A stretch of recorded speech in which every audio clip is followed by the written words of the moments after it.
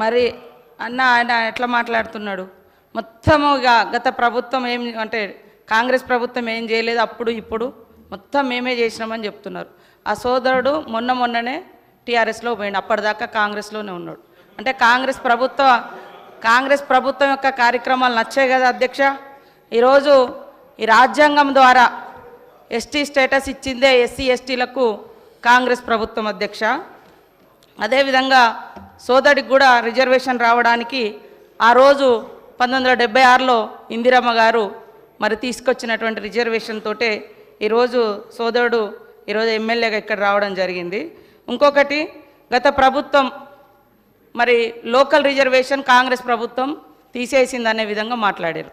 గతంలో GO number 3 తీసుకొచ్చి agency ప్రాంతాలలో ఐటీడీఎల్ ద్వారా వేలాది మందికి ఉద్యోగాలు ఇచ్చిన ఘనత కాంగ్రెస్ ప్రభుత్వంది.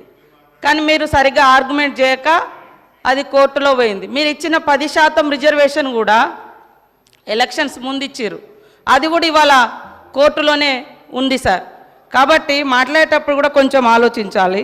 అదేవిధంగా పోడు భూముల చట్టం వందల సంవత్సరాలుగా అడవులలో బతుకుతున్నటువంటి అణగారిన ఆదివాసీ గిరిజన వర్గాలకు మరి పోడు భూముల చట్టం 2006 ద్వారా హక్కు కల్పించినటువంటి ఘనత శ్రీమతి సోనియా గాంధీ గారు యూపీఏ చైర్పర్సన్గా, అదేవిధంగా ఆనాటి ప్రధానమంత్రి మన్మోహన్ సింగ్ గారు సార్.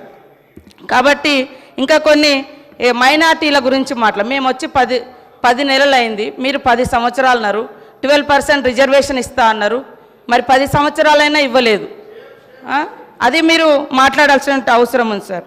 అదే కాకుండా దళిత బంధు పేరుతోటి మోసం చేసినామన్నారు. ఇందులో ఆల్రెడీ 2000 కోట్ల రూపాయలను ఈ సంవత్సరానికి గాను మరి పెట్టడం జరిగింది.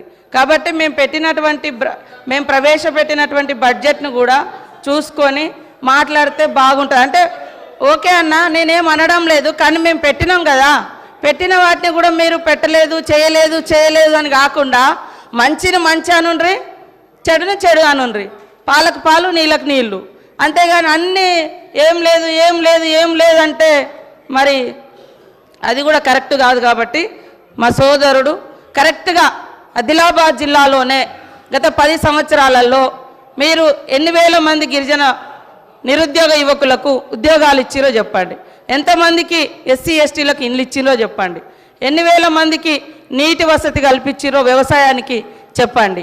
అదేవిధంగా మైనార్టీలకు సంబంధించి కూడా రిజర్వేషన్లు, ఉద్యోగాలు, ఇండ్లు ఏమిచ్చిరో చెప్పండి. మేము 10 నెలలు కూడా కాదు, 8 నెలల్లో ఇప్పుడు మా బడ్జెట్లో అన్నీ పెట్టడం జరిగింది. కాబట్టి ఇవన్నీ ఆలోచించి మాట్లాడాల్సిందిగా మా సోదరుని కోరుతా ఉన్నా అధ్యక్ష.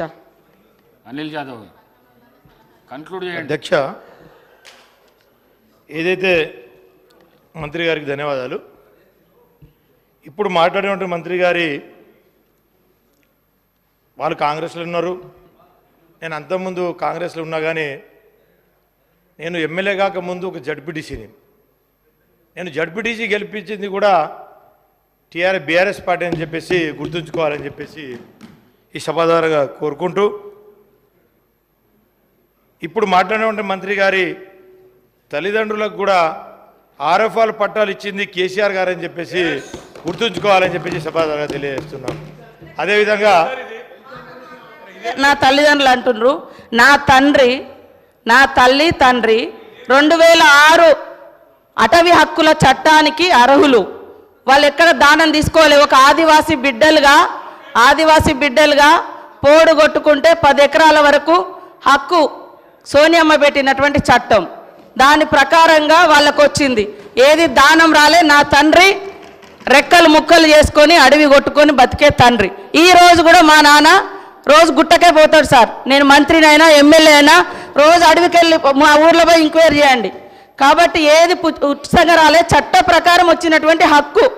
కాబట్టి దానం ఇచ్చినాం అని మాట్లాడకండి, అది నా హక్కు. ఆదివాసీ బిడ్డగా కాంగ్రెస్ ప్రభుత్వం పెట్టినటువంటి హక్కు ప్రకారం నా తండ్రికి పోడు భూముల పట్టా హక్కు వచ్చింది. అది కూడా మీ ప్రభుత్వం వచ్చిన తర్వాత 10 ఏళ్ల తర్వాత ఎన్నికల ముందు మీరు తీసుకున్నారు. అప్పటిదాకా చాలామంది గిరిజనులకు పట్టాలు రాక ఇబ్బంది పడ్డ మాట వాస్తవము. కాబట్టి ఈరోజు కూడా మరి కాంగ్రెస్ ప్రభుత్వంలో మీరు రైతు బంధు తీసుకునేటోళ్ళు ఎమ్మెల్యేలు మంత్రులు ఉన్నారు, అదేవిధంగా ఇంకా రకరకాల స్కీమ్స్ తీసుకుంటూ ఉన్నారు. అంటే ఒక ఆదివాసిని అయినందుకేనా సార్ పదే పదే పదే పదే ఈ ఎమ్మెల్యే తల్లిదండ్రులకు ఇచ్చినాం, ఈ ఎమ్మెల్యే తల్లిదండ్రులకు ఇచ్చినామని చెప్తారు? అది నా హక్కు. నేను ఎమ్మెల్యే కాకముందు నుంచి కూడా నా తండ్రి నా తల్లి అడవిని ఆధారంగా చేసుకొని బతికే కుటుంబాలు మావి. కాబట్టి ఆ క్రమంలో వచ్చినటువంటి తప్ప అది పుణ్యానికి దానంగా రాలే. అందుకనే ఇంకోసారి ఇక్కడ ఉన్నటువంటి ఎమ్మెల్యేలు కూడా మాజీ మంత్రులు కూడా మరి ఈ రాష్ట్రంలో రైతు బంధు ఎందుకు తీసుకున్నారు? అది ప్రజలది. ఇంకా ఇది నా తండ్రి గుట్టను చెట్టును పుట్టను రెక్కలు ముక్కలు చేసుకొని కొట్టుకున్నాయి సార్. ఇది అడవి కొట్టుకున్నారు. అది ఆదివాసీ బిడ్డలుగా మాకు వచ్చినటువంటి సాంప్రదాయపు హక్కు సార్ అది. అనిల్ జాదవ్ గారు కంక్లూడ్ అధ్యక్ష నేనేం దీన్ని తప్పు పట్టలే అధ్యక్ష. ఏదంటే అధ్యక్ష, గతంలో కేసీఆర్ గారు చిన్నవారైనా పెద్దవారైనా సమాన న్యాయం అని చెప్పి చేశారని చెప్పిన అధ్యక్ష. అప్పుడు ఉన్నటువంటి పత్రికలలో మంత్రి గారి తల్లిదండ్రులు కూడా ఇచ్చిందని చెప్పి ఒక పత్రికలో వచ్చిన వార్తనే నేను చెప్పిన తప్ప సారీ అమ్మ, నేను మీదకు ఏదో తప్పు పట్టట్లేదు. ఎందుకంటే అది మన జన్మ హక్కు, ప్రతి ఒక్క గిరిజనులకు హక్కు. ఏదైతే పట్టాలు పొందాలని చెప్పేసి మన హక్కు, అది నేను మీకు ఇచ్చిన నేను అంటలేను. కాకపోతే ప్రతి ఒక్కడి యొక్క హక్కు కేసీఆర్ గారు ఆ రోజు కల్పించారని చెప్పేసి చెప్పానే తప్ప మిమ్మల్ని